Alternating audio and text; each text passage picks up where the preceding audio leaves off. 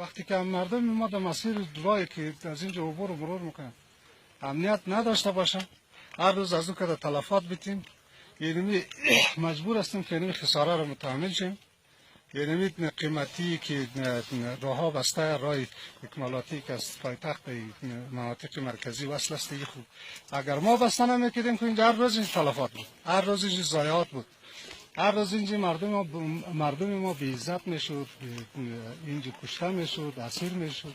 ما مجبور هستیم دیگه حالمون 11 نفر از ما در گروگان طالبان. این نیرو که هست نمیتونه که مسلح هست، یعنی مردم خودشان مجبور شده که امنیت نداشته، یعنی اینجا کوچه‌های مهاجم می آمده با پشتیبانی و لشکرکشی طالبان خانه از مردم در میداده، مال و اموال معاشی از مردم در غارت میبرده.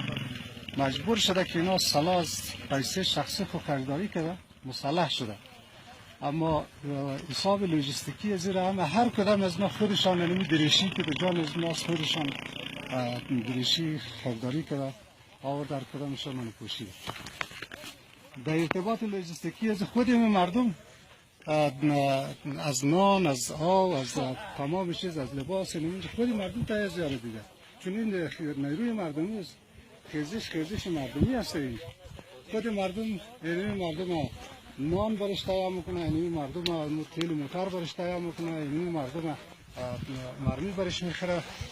کار خود مردم، هیچ احزاب سیاسی در هیچ دست نداره. یک مربوطی کدام احزاب سیاسی هم نیست، نیروهای مردمی هست.